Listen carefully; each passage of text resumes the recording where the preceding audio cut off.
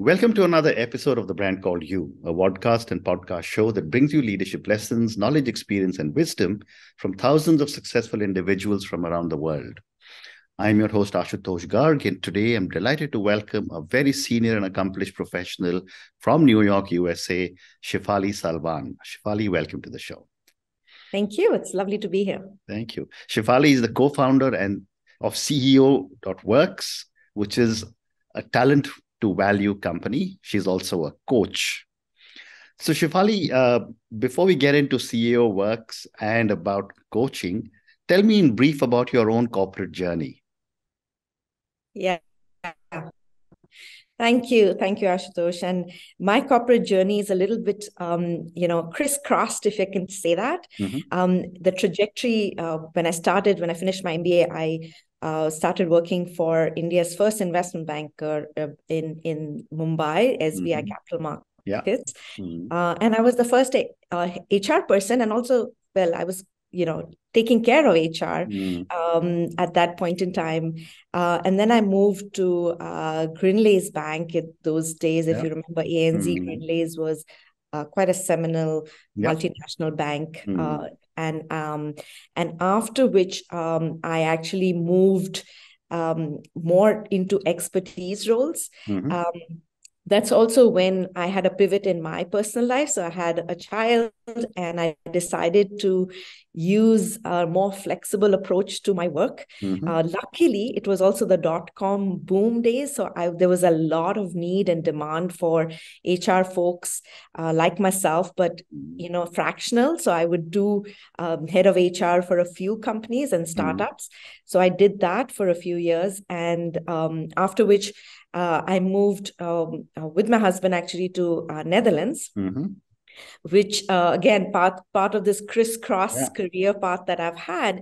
For the first year, after 10 years of working, the first year in Netherlands, I actually didn't work. And I learned a lot about myself. That's the only 1 year in the last 29 years that I have not worked. And I learned that, work is not just something that you earn money for, but it's something which could be an identity. So I learned a lot about myself in that year. Absolutely. And luckily, I did go back to the corporate world, and I started doing diversity for Unilever in Rotterdam, in Holland. And it was fascinating because all the issues that I was working for myself personally, I was getting paid to think about it, right? So it's about, gender, nationality, how do you really solve for problems on bringing diversity along from a business perspective. So that gave me a completely new understanding of multinationals and, how do you get the minds and the hearts of senior leadership who, especially for companies which are doing really well, then how do you kind of say that, hey, you know what, the way you've succeeded in the last 40 years or 50 years may not be the way to succeed in the next 20 years. And diversity is the heart of that conversation, right? So I did that. I was, at some point, I became the global lead for diversity in Unilever. And then through that journey, I also realized that human capital, which is really the conversation about human beings and talent, it required deeper understanding. So I landed up leaving the corporate world and I became an executive coach, and I reskilled as a coach. And through UK and Singapore and the US, that's where I moved. I had a little company and I would do executive coaching, and I owned that company. And then a couple of years back, actually, I went back into full-time consulting. That's when we refounded CEO.works. And here I am. So 29 years post-MBA. I've had as they say, the rest is history. But, I didn't know you had done so much work on diversity, equity, inclusion. So maybe I'll schedule some conversation, because I've done many conversations on DEI. But let's now move to CEO.works. After a senior corporate career, what was your motivation to become an entrepreneur? Yeah, I have to say that some things you feel that the universe conspires to Okay. do things for you, right? And I felt, having done a corporate role, so HR was where I grew up. Obviously, it's all about human beings and talent. And then I saw it from a very human lens as coaching, right? Because you wonder, you spend millions and billions of dollars on training, and why do people not change, for example? So I went through that journey of really understanding human beings at a more deeper level. And then came a time to say that if the world is always talking about two things. So CEOs, Ashutosh, you've been a very senior leader yourself. They only talk about two things. They say, most CEOs will say they lose sleep over two things. One is capital and the other is talent. Correct. Right?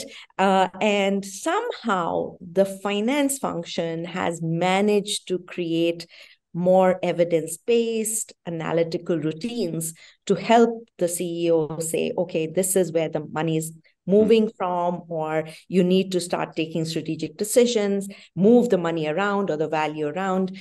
But somehow the talent function, HR, if that's the domain, we haven't done such a great job of helping the CEOs.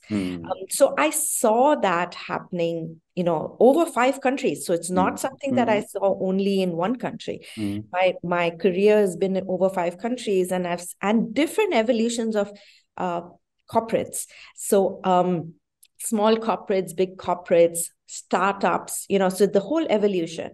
And I came to the conclusion that I think HR requires some new methodologies. At that point in time, the founder, CEO of CEO.works, Sandy, is known to us from Unilever. I was his executive coach, actually, and we started thinking about this aspect of talent to value, and it was so appealing to me that I said, okay, this is the right time for me to jump in. And I will tell you a little bit more about entrepreneurship. Yeah. But for me, at that point in time, the world was conspiring for me to do something different. My kids had just gone off to college. I was an empty nester. And I told myself that, if I've been a little bit successful, I would like to use my money to serve me rather than me serving money.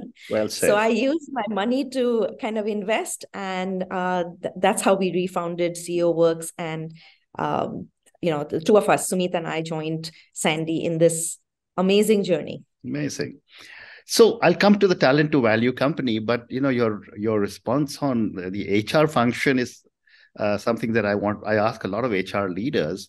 And I say, in 1979, after an MBA, when I joined ITC, there was a personnel manager, there was an industrial relations manager. And the primary job to me as a finance person was that payroll was the most critical part of the month. And that job has now evolved into a C-suite role of a CHRO, which is very critical. I'd love to get your perspective, Shefali, on how has the HR function changed over the years? Yeah, it's changed dramatically. And the way I see it, and this is, our view of why we connect talent and value. But the idea is that if you think about the enterprise leaders, they're the CEO, if they are the leader has an ambition and has promised to the market or to the sponsor, right, this is where I'm going to take the organization. He or she depends on two functions a lot. One is the finance function to help with the value piece, but there is the human piece too, or the talent piece. And this is what we call the golden triangle, that everything in the organization should be really related to this triangle, right? Now, HR has evolved a lot because there was a time in ITC, for example, you fought that war for talent once, which was at entry level. Correct. Right?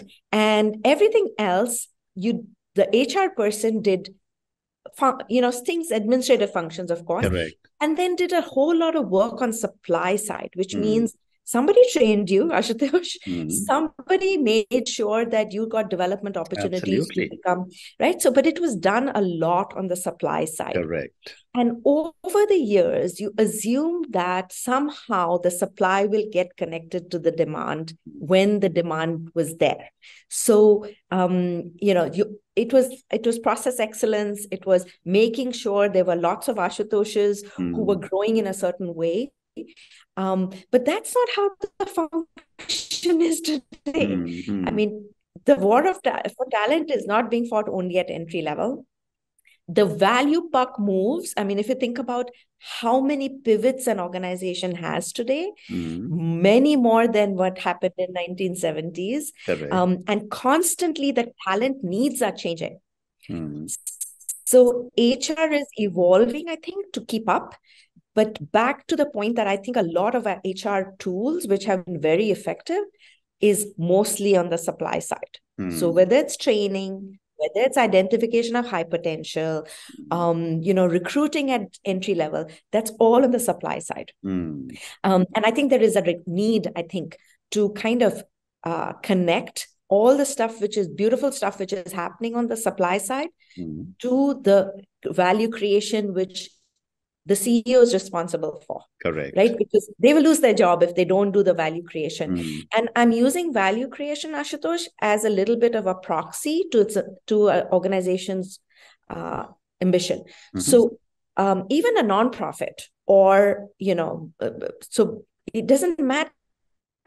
As long as you're able to define value, it doesn't always have to be money. It could be a broader social impact companies, etc. But once you know your ambition, you have to connect all your HR and talent to that value. And I think that's a journey that we've just started as a function. Very interesting. Talk to me now about the value proposition of CEO.works, which is the talent to value company, as you call yourselves. Yeah. And I just started mentioning that, right, to you, that the CEOs generally they have two worries in their life. Correct. One is talent allocation and one is capital allocation. Correct. And the idea is to, if you think about the world where the hierarchy was really the proxy to where value sat, you assumed that the higher you go in an organization, the more value there is in those roles. But now, as the value puck is moving, and I'll give you an example, there was a time in Unilever, for example, when the big roles were our food division roles, right? They were big P&Ls, they were big businesses, but some of them were margarine business. Now, nobody's eating more margarine anymore. Correct. But because hierarchy is based on size, and, there was an assumption that you just have to take care of the big roles, right? But now we know that it's the small little value creation opportunities, could be personal products going in, competing with Procter & Gamble, for example, which is going to be the future value of the company. Yeah. And because hierarchy was a proxy to value, that doesn't work anymore, because, it could be a very small business today, which is much more valuable for future than a margarine business, which was really big, but it's not going to grow much more than that. Absolutely. Well said. Right? And that's where talent and values to get disconnected, Ashutosh. And the sad part about that is that once the CEO doesn't have that lever to pull, saying which are the roles that they have to get amazing talent and allocate, it's not only at the top of the curve, it's really sometimes deep down, N-4 roles, which is value creating for the future. So the ability to see where that allocation is what we do as an intellectual property. Yeah. And it's a process, it's a 5-step process that we use. And we have seen that really helps the senior leaders, the golden triangle, back to the CFO, CEO, CHRO, really understand where should they be focusing their energy on, rather than just the hierarchy. Well said. Well said. So one more question relating to human resources, and then we'll move to coaching.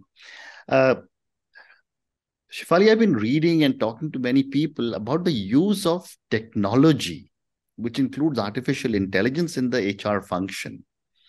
I'd love to get your perspective on how is technology changing human resources?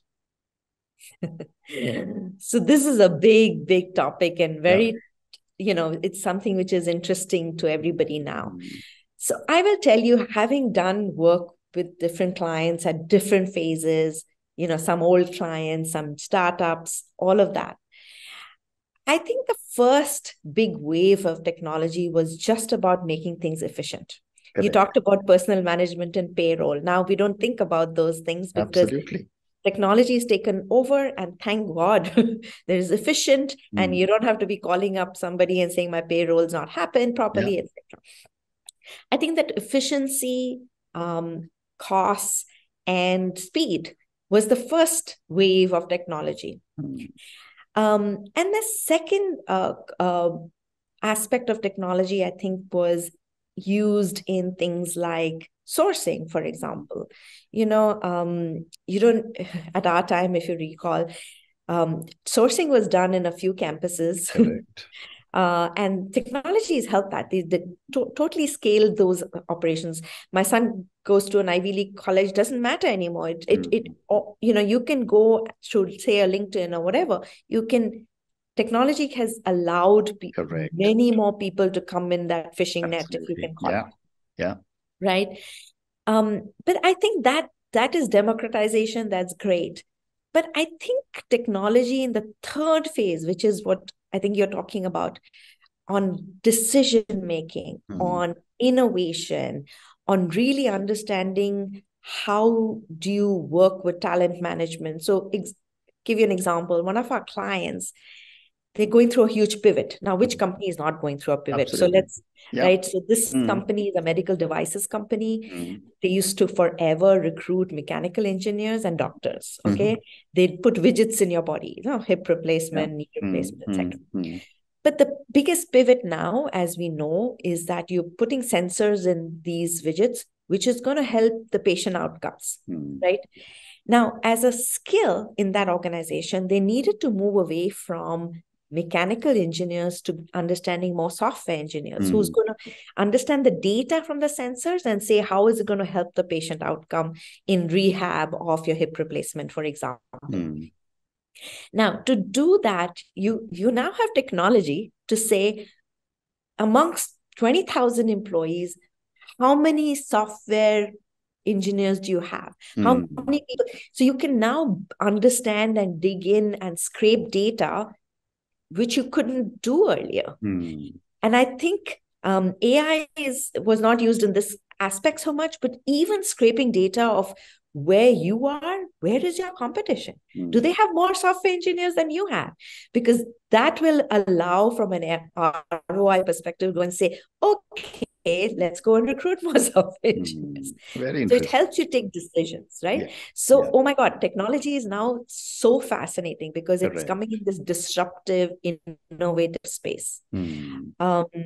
Now, having said that, you have to also be very, very thoughtful and mindful about technology. So we know that all sourcing now, the first level is done by bots of recruiting. My daughter's a design student, and her biodata doesn't get scanned by any of the new technologies that are used, which are reading the biodata. Correct. So she constantly has to put in something else. So obviously that innovative technology is going to keep changing and moving. But right now it's not a perfect solution. But it's getting there, I think. Yeah, I agree. It's moving. So let me move on in the interest of time. Let me now move to your other avatar as a coach. I probably will have time for one or two questions, but how has your own background, your vast experience living in so many different countries, working for so many different organizations, and now as an entrepreneur, how has all this supported your own coaching philosophy, your style, and your values? Yeah. That's it's an amazing question, Ashutosh, because these are very personal things. And that's what coaching is about, right? It's about creating chemistry with somebody who's listening to you and relaying what they hear from the client. I will tell you one big seminal value that I have developed through all my moves is that, fulfillment comes in different forms. For some people, it is about, I want my next promotion. Correct. For some people, it is about, I'm not getting meaning from my work. For some folks, it's, I want to become a better leader, right? And the ability to really understand and listen, keeping in mind not just my biases, but really hearing people and listening to them, and not judging what that coaching objective is, because literally the world has changed. Correct. Right? People are going for coaching in completely different ways. The one thing I will tell you is that I've moved 5 times. I've rebooted myself 5 times. The 5th time was really, really hard for me. And I used to keep asking myself, what is it? But what I've understood of that move to the US, also because I was a little bit older and it was difficult to reboot, you can do it in your 30s, harder to do it in your 40s, etc. Is the identity, which is at the heart of coaching. For me, getting fulfilling work and meaningful work was really important. And I see the disengagement in the corporate world, where it's not about the title, but it's just people are disengaged. Correct. They don't feel that they are bringing their entire selves to work. So this aspect of my diversity training, DEI training, is also been a big part of how I coach people. But it comes from a non-judgment to say, we're all different. And it's okay to be different. Yeah. Absolutely. So I think that's where at the foundation of my coaching comes through. Fantastic. Time for only one more question, Shefali, and this is for the many, many people who will listen to our conversation. Based on all your experience, what would you say are 3 lessons you would want our viewers and listeners to take away from your own journey and from our conversation? Yeah. Oh my God. So I will say one thing which is very topical around how the world has changed through the pandemic. And I want to say this because new learning for me as well. Yeah. It doesn't matter which part of the world you are in, but you have to be aspiring for excellence. There was a time in New York when I was to have a yoga teacher in person. Now, no more. I can get the best yoga teacher sitting across the world. So whatever you do, please be excellent in and aspire for that excellence, because you just don't know where that competition is going to come from. It will not be a local competition. It'll be, so if you're an art teacher, aspire to be the best, because you might get clients across the world, right? That's one aspect, and it became really clear for me in the pandemic. The second aspect is really at every stage in life, and these things evolve, be aware of what you are passionate about. So excellence is one, but passion and strengths and connecting it to value. And value does not mean just money. Value means how you value yourself. It's how do you connect your own talent to value, right? How am I ascribing? Because if you're not doing it for yourself, nobody else will do it for you. Correct. Right? That's the second piece. And the third piece I would say is that, kindness. I am always amazed with how kindness, especially in a world where some of us have grown up, learning from video games, etc., where if you don't like your score, you can just reset. Correct. And start a game again. But that's not what happens in real life. If I said a mean thing to my son, I can't just start the game again. I can't reset. So kindness is still I think one of those most important, and it's multi-generational. It is something that we just have to be, because the world is more complex, and the one antidote to that is just kindness. So maybe that's my coaching hat, but I believe very, very strongly in that. You can't reset relationships just like how you would do with a video game. Absolutely right. Wonderful. And on that note, Shefali, and your 3 amazing lessons, everyone, we must aspire for excellence. Second one is be aware of your passion and connect your talent to value. Understand how your talent can connect to value. And your thirdness, which is so important, is kindness. And it's not so easy to reset relationships personally and at work. Thank you so much for speaking to me about your own journey, about what has taken you to so many different countries.